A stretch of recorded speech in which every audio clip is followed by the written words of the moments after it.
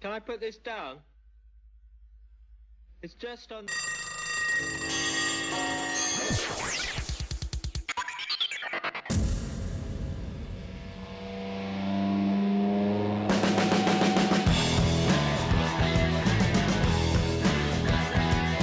And welcome back. We're talking about Dark Side of the Moon by Pink Floyd, and we're on side 2 of the LP.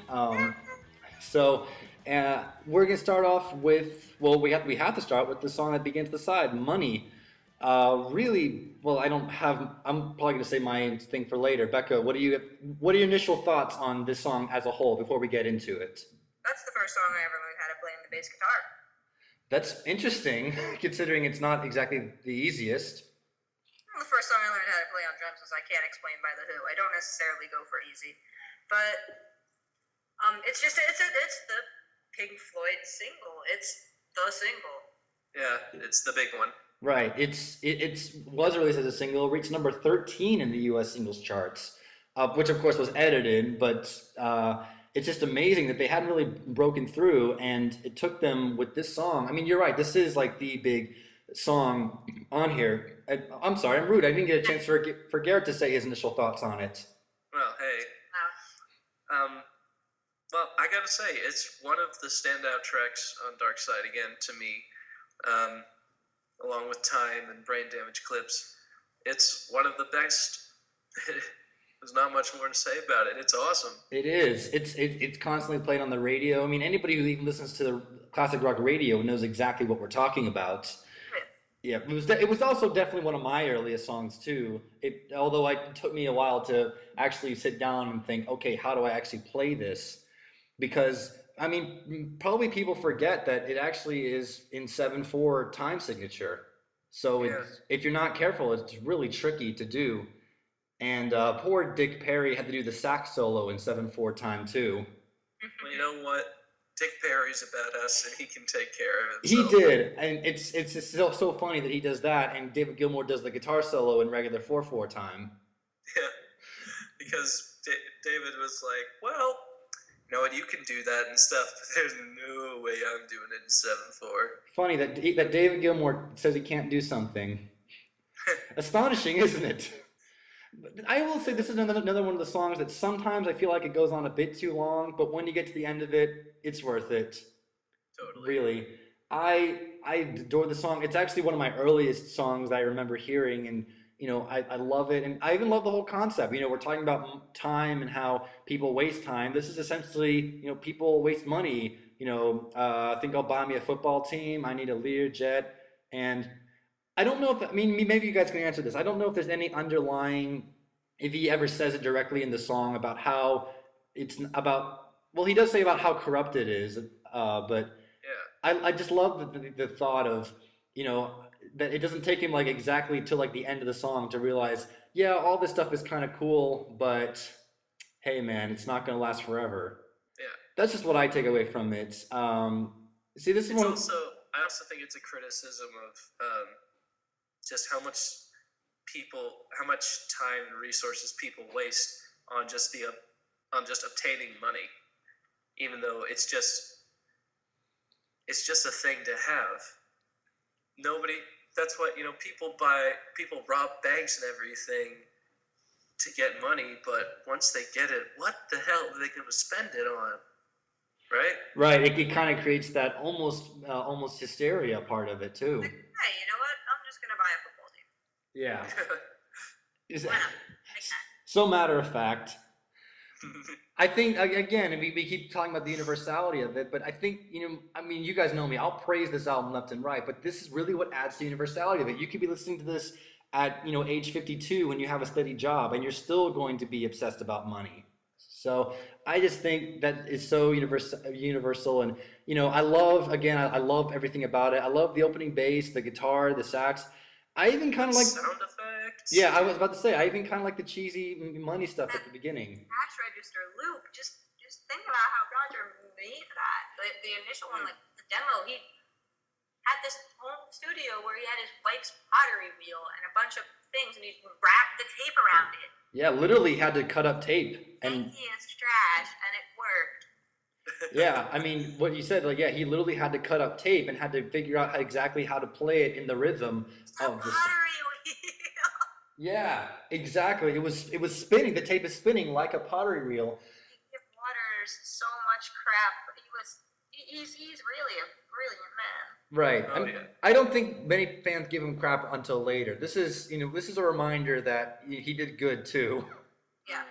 And I will say this is kind of on kind of we're talking about the sound effects, and I don't want to hog up too much about this song before we move on. But whenever I hear any live recordings of it, for some reason the sound effects it seems a bit longer. It seems like there's like 2 or 3 bits in it that were kind of thrown in the live segment.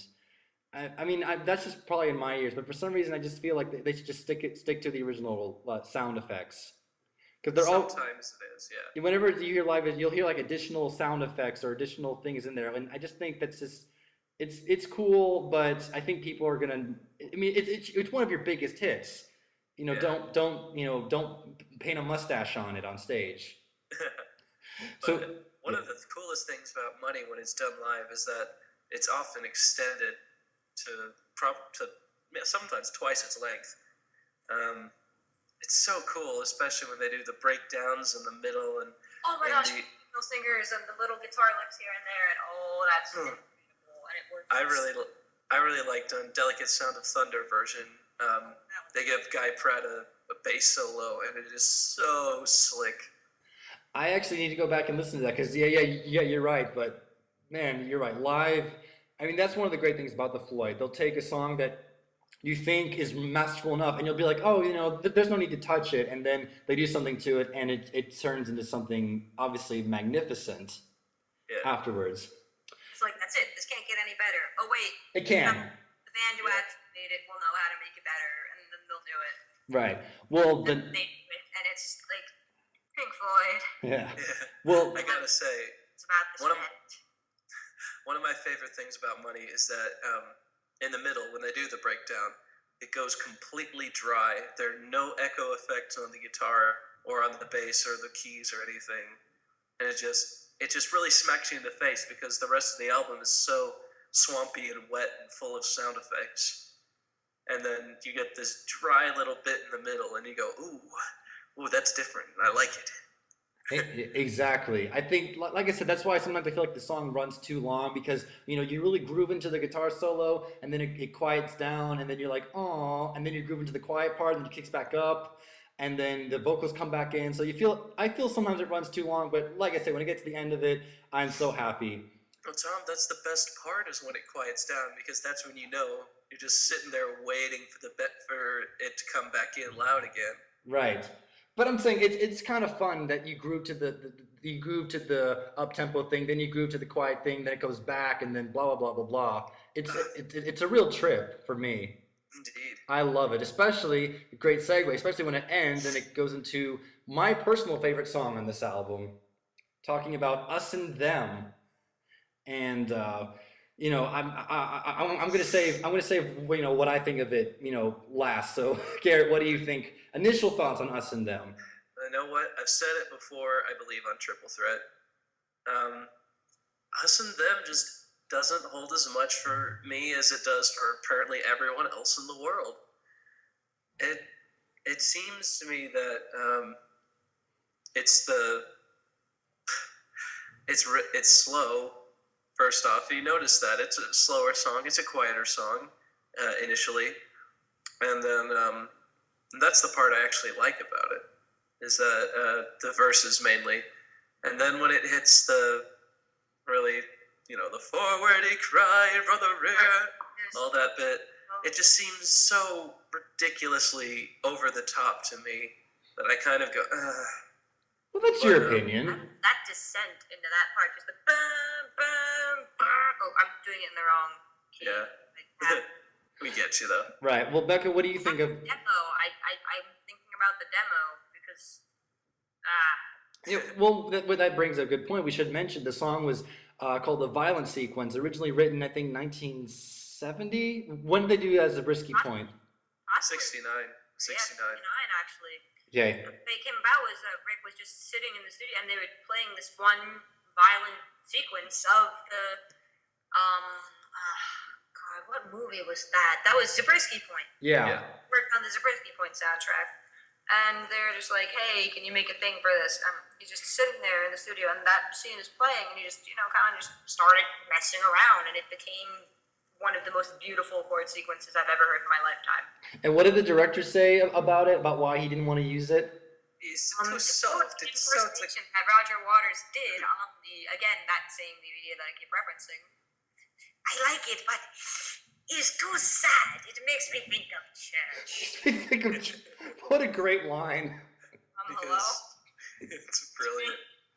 But I mean, I see his point. I mean, I've said this for Us and Them, like the demo is available on the Immersion box set, but it isn't exactly violent. Like an idiot. That's on Live Pompeii. It is, but I'm saying it's very quiet. It's not violent really at all. But like I just love the whole sound of it. All the cool multiple organ layerings and the guitar playing the chords and even the vocals doing the echo bit, and also again David and Rick harmonizing. It's just it's beautiful. I have a lot of feelings about this song. Yeah, it's one of the most I apologize, I wasn't fully paying attention, but I sort of like this attitude of mild indifference towards the song. Am I getting a proper feeling? Like it's good, but Well, that's okay. I come down as a lot worse than I mean. I gotta say, I enjoy listening to Us and Them usually when I've already listened to the first 6 songs on Dark Side of the Moon and then follow it with the last 3. I feel it works best in the sequence of the album. Well, definitely. And I do appreciate it's one of the verses are one of my favorite things to actually sing. It's just that there are parts of it that really rub me the wrong way. right. Well, it's like what we were discussing in previous shows about Tommy and Sgt. Pepper. Would you say this is not one of the songs you would take out, but you like it in context? Like you wouldn't skip it on the CD when it plays. Yeah, that's it. Okay, well that's understandable. We're not always going to agree, and that's fine. But I just love the whole sound of it, and it's one of those songs that I hate to say I will cherry pick just for the beautiful sound of it. I just love losing myself in the saxophone and even the little voices in the middle of it. Just kind of bring me a little bit out of the seriousness, but I don't mind it. It's just it's so cool. I think for that. Anyway, shake that off. Move on to the real true instrumental for this album, Any Color You Like, and I will say this is one of the songs that I, for a long time, didn't care for. It's like, it's your Us and Them. I didn't skip it, but I wouldn't take it out of this album. Yeah. I think Any Color You Like, I mean, yeah. I might as well go ahead and say my initial thoughts since I'm already speaking. I think it's a very, it grew over time. It's a very funky track, which you don't get a lot with the Pink Floyd sound. I think live, it probably, I'm not gonna say it takes on another meaning, but live you can tell they definitely have a lot of fun with it. It's like the build up to the really big conclusion, which are the last 2 songs in this album. Yeah. Like I said, I don't hate it, but it works great in the sequence of it. So that's my initial thought on Any Color You Like. So that's me. Because it's got this great sweeping synth solo toward the beginning. Oh, the synth solo is great. And then there's the guitar solo in the middle where everything just goes down. Bam, bam, Right. Like I said, very funky. Yeah. And yeah, I would prefer it to Us and Them, honestly, most days of the week. And it is an instrumental, which it's fun to listen to, but instrumentals get old after a while. I love it though. Any Color You Like is fine by me. Becca, what about you? What? What do you? I'd like to start by saying, wise career move, not letting the Richard Wright band talk too much about Us and Them. We would be here forever. Is that a bad thing or a good thing? It's a good thing for the sake of the show not being eternity long. Right. We could do a whole And show. also because I would not shut up, and I'm sure the sound of my voice would become very awful. Right. And yeah, don't worry. We could dedicate a whole show to that. Anyway. We could. Anyway, moving on. Any Color You Like. Good. It's feel free to bleep me or do whatever you need, but what a fucking jam.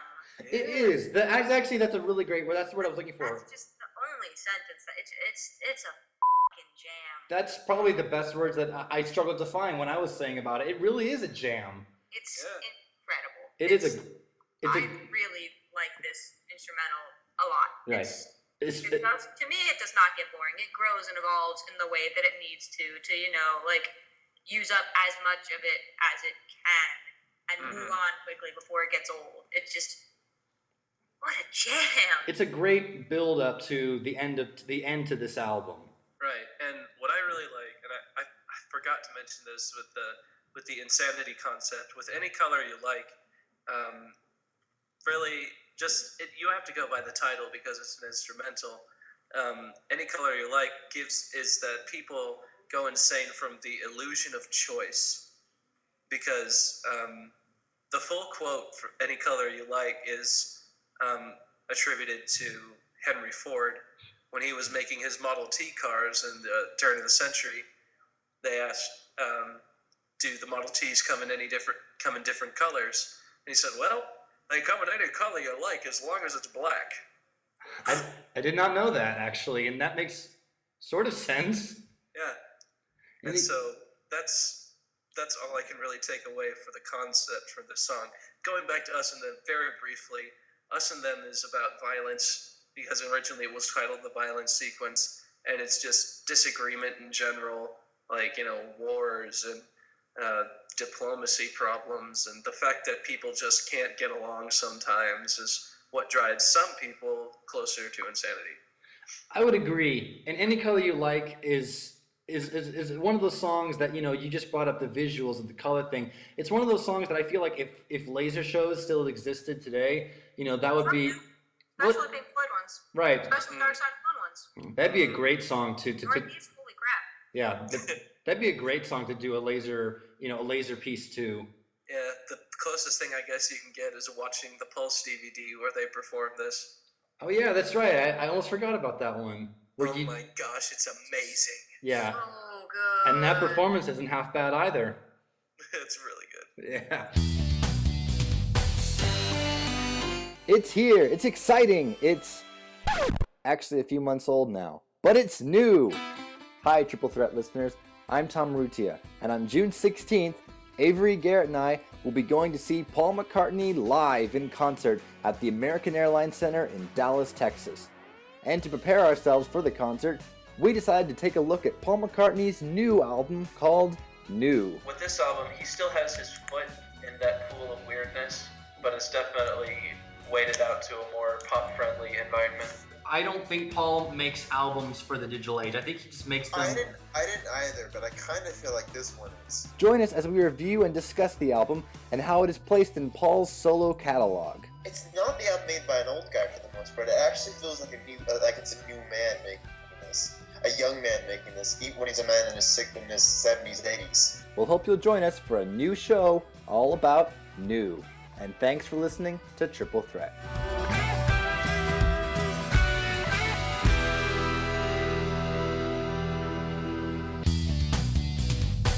So we move on to what I will often combine these two songs, but let's talk about them separately. Brain Damage and Eclipse.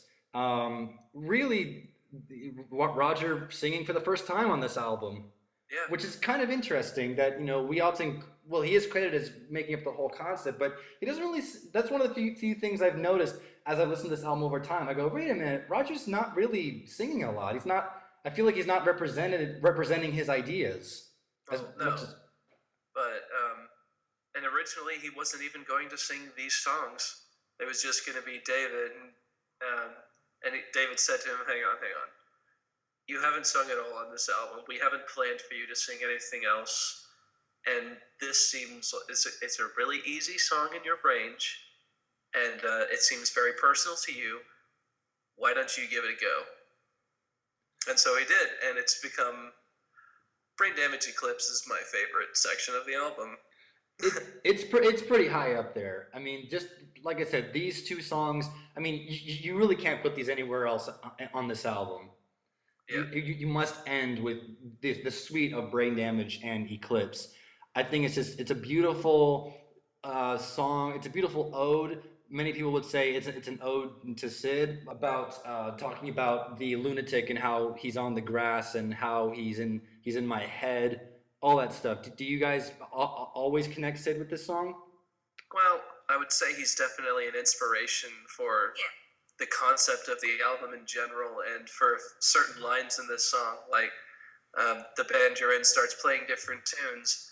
Sometimes Sid in his later days with the band would just start playing the wrong song on stage, and they would have to deal with that however they did. But that could also mean to the fact that the Pink Floyd's continuing, they're playing different kind of music than they did when Sid was in the band. Yeah, that's probably the more often realized interpretation of that lyric. Right. Kind of like how there's the interpretation to the lunatic is on the grass. That can go either two ways, meaning that he's rolling on the grass laughing, or he's high on grass. Oh, I never thought of that. I've thought about that for a long time. When he says that line, I was like, well, that could go two different ways. I've also heard, I think Roger Waters said it, that on the grass is mentioning, sometimes you'll see these signs, do not step on the grass. Yes. And then there's this crazy guy who's just standing in the middle of the patch of grass going, hi. Hey, how's it going, Hi, Mr. Policeman. Am I okay to stand here? Fuck you. Yeah.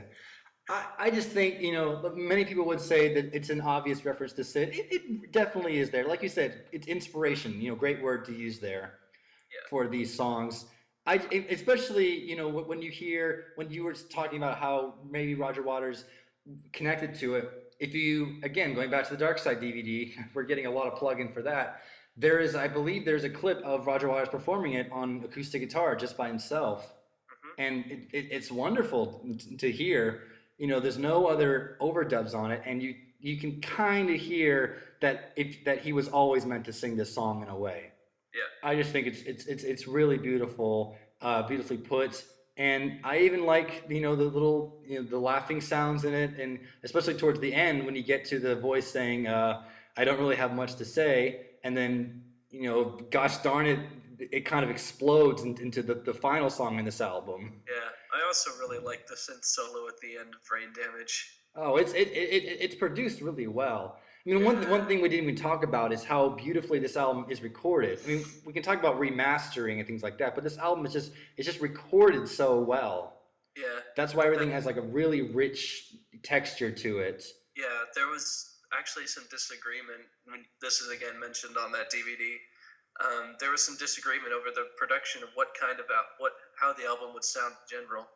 How Roger, who had been listening to John Lennon's Plastic Ono Band, which is probably the driest album ever, and he said he'd been listening to that a lot and said, I want Dark Side of the Moon to sound really dry, so we hear everything that happens in the studio as it was said. And David insisted that they have a big swampy record like they managed to actually do. Well, that's a really good point, especially when you listen to this album on headphones, that you really do hear that they were going for that really big, a really big, grandiose crystalline sound, and you really do get that on this album, which we really should be mentioning after we mention the final song on this album, which is Eclipse, and just what a great ending. Indeed. Well, we haven't heard from Becca in a while. Do you have any thoughts on the ending of this album, Becca? Just explodes is a very good word for the beginning of Eclipse. It just bursts into this big ending thing, and it ties it all together so nicely. Yeah, I love how Eclipse builds, man. That's the best part of it. Yeah, absolutely. How it starts with, fairly small. I mean, there's some big explosions like the drums here, the bam, bam, bam, and then it kind of drops away. Just like, here's the ending, here you go. Yeah, and it drops away, and it's just Roger, and then you have the choir coming in behind him, and then it gets bigger, and it gets bigger, and then David comes in with the harmony, and it gets bigger and bigger and bigger. So that harmony gives me goosebumps every time, man. Me too. And then at the very end, it's... Everything under the sun is in tune. But, yeah, it's not actually under the sun. Moon's kind of in the way right now, sorry. Yeah. Which would be in harmony, but it's just naturally in a state of messed up right now. right now. Sorry, guy. I think that's really what ties it all together, really. Like with the title of this album, meaning, yes, there can be harmony in the world, but because this was sort of a madness album, the sun is eclipsed, everything under the sun is entombed, but the sun is eclipsed by the moon. Basically, kind of, tying it all together, saying it's not all like hunky dory as you may think it is. I just, like I said, like I said earlier, you really can't put this anywhere. Like, it builds and builds, and it just when you listen on headphones and you get to the ending part of it, you just almost have to just you feel like you could be a different person when you finish this. Except you are every time you start it and finish it. Right. It grows and evolves with you and with time and with the world, and each time it's still the same thing, but it can take on so many different meanings, and just it's such a like. Think of it. This is 40 years later, and so many of these lyrics are still so relevant. Mm-hmm. And here we are, still talking about them too.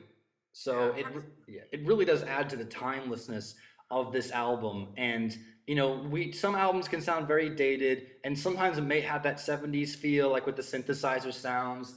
But you can't walk away. Come back too, so everything goes in a cycle. Right. Yeah. So you're right, Becca. You walk away from this almost a different person every time. It works so well.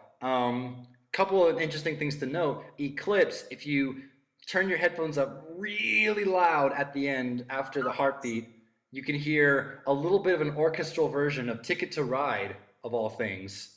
Oh Yeah. Sounds next door or something, right? Yeah, because they were, I don't know exactly who it is, but you can hear it. So it is kind of funny that we talk about this as a big album, and the fact that, the world's biggest band, the Beatles, they do appear very sneakily on here. So I think that's kind of fun.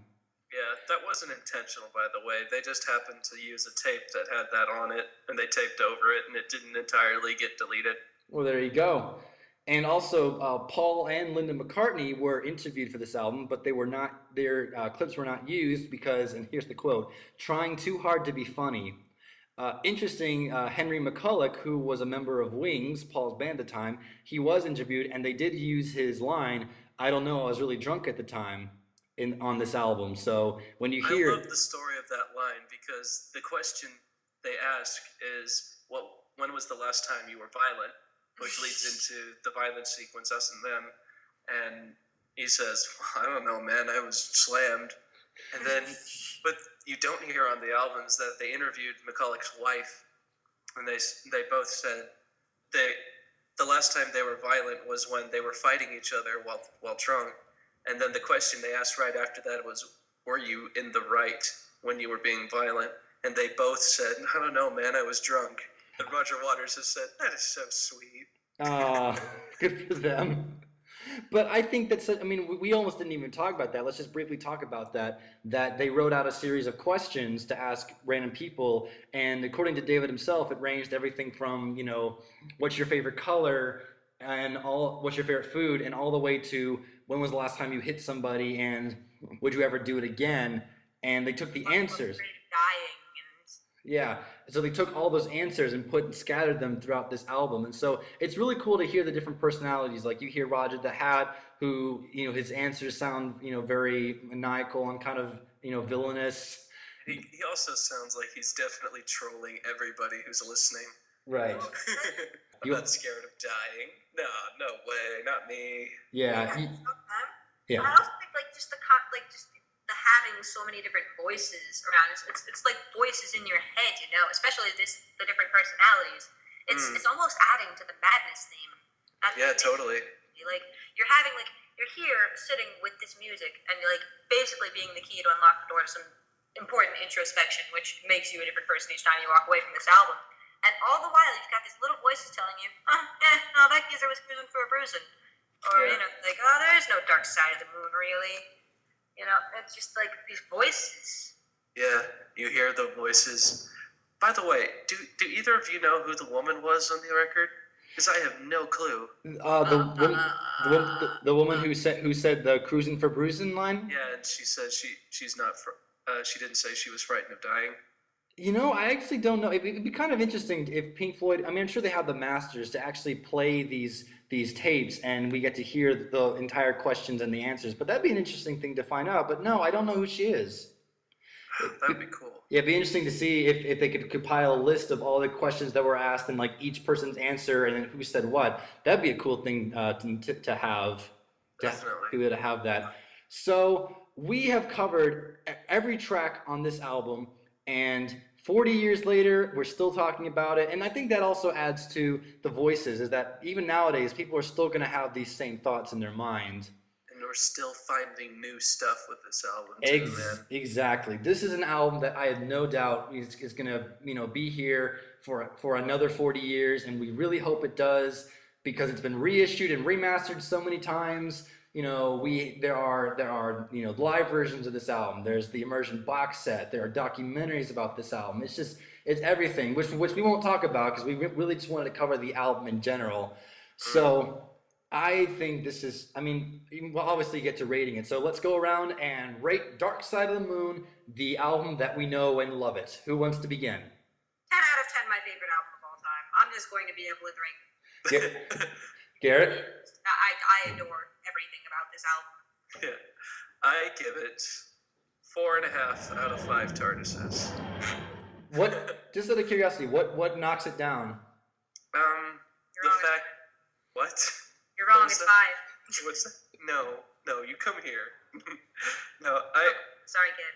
I would say it's just the fact that some of the songs, I really like being able to pluck out songs individually. And like I said, that doesn't really work for me in some of these songs. And it's not just us and them. But I feel that it has to be played as a complete whole, which is awesome, but a little bit restrictive. And that's my beef with it. Okay. All in all, it is one of the greatest albums of all time, and I never get tired of listening to it. All right. And my own rating, I really can't back down. Even if I try to, even if I say one bad thing about this album, I'm gonna go, oh no, I didn't mean it. Well, I'm gonna find 2 good things about this album. I'm not holding back. It's an obvious 10 out of 10 for me. It's my favorite, not just my favorite Pink Floyd album out of all of them, but it definitely is, top 50, maybe even top 25 of my favorite albums ever. We've said this, no music collection is complete without it. You people get the point. We love it. Mm-hmm. So that's You gotta go 10 out of 10. Yeah. So that's all that we have to say about it. But we could go more on this album, but we're not going to make it like our Wall episode and make it 4 parts. Oh, jeez. But but this is an album that really shines, and we hope that after you've heard this, or maybe even before you heard this, you went out and heard a copy, or you bought a copy to help boost the sales, so that if you are not familiar with this album, you'll know what makes it so eclectic. So before we wrap, we have a few things to plug, so let's go real quickly. You can follow me on Twitter at It's Only Tom. You can follow the website at Mixcloud. Garrett has his own website where he posts an album. Where can people find it, Garrett? I think it's bandcamp.garretthicks.com, something like that. Yeah. And Becca, I'm sure you have something to plug. Maybe your band's playing somewhere, or people can follow you on Twitter. Hunt me down on any sort of social media, and I'll probably have some covers dispersed intermittently. Yeah. From Floyd, actually. So. Okay. Yes, indeed. Well, you can find this there, and you can also find, if you want to hear the old episodes of us, or me mainly, you can find it on Record Rant on iTunes or on Podomatic at recordrant.podomatic. That's spelled PODOMATIC.com. Let me just help advertise for the album. You can find Dark Side of the Moon pretty much any old where. Doubt you can find it on LP, but if you can, No, it's hit me pretty up. different on LP. Oh, really? Yeah. Well, cool. But Sorry. anyway, well, of course you would think that. Anyway, you can find it on iTunes for probably a really good deal. It goes on sale pretty regularly. You can go for, I would recommend the Deluxe Experience Edition, which includes the live in the Wembley 1974 Dark Side of the Moon show. Which is really cool to hear, because you get to see how it only sounded 1 year afterwards on the road, before technology exploded and they could do so much with it. So if you get a chance to, that's a really neat listen. There are also multiple. And be irrationally in love with a band and spend oodles and doodles of money. There's also the immersion box set, which if you like scarves, comes with the scarf. Scarves are cool. And marbles. Scarves are cool. Excuse me. And it also has a few more discs. That's always interesting. You can also find multiple versions of Dark Side of the Moon covered by various artists. It's one of the most covered works as a whole of all time, including one by one of Becca's favorite bands, the Flaming Lips. Really good. I like Stephen Gross almost as much as I like Richard Wright. And also, Flaming Lips. There's also a Halloween concert version by Phish. That's Phish. And Pink Floyd actually did their own album live officially in 1994, and you can find that on the Pulse album. It's fantastic. It's also on DVD. It's really good. Yeah. So I guess that's about really all that you can find Dark Side. It's like we said, it's pretty much anywhere. So I guess that's it for this time for Triple Threat. Thank you guys for listening, and thanks for joining me, Garrett. You're very welcome, Thomas. And It's thanks. lovely to hear your voice, Miss Becca. Lovely to hear yours as well, both of you. Okay. And thanks for listening, everybody. Thank you for putting up with us, and be sure to put up with us next time. Take care. It's bye. Promise.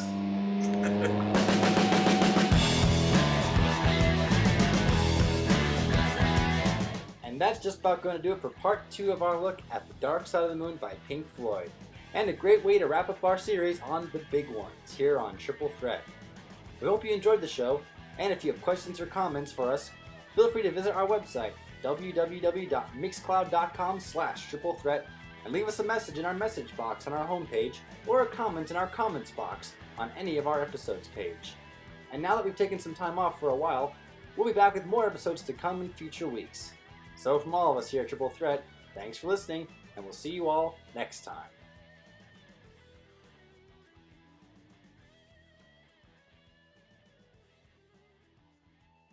Hang on a second. 1 second. Soggy fries. Lovely. Sorry. Thank Reset. you. Thank you so much, Avery. I know. And I'm glad I started recording immediately when you started to do that. That's one for the outtakes, Tom. Thank you very much. I'll learn how to use mute next time. Oh, boy.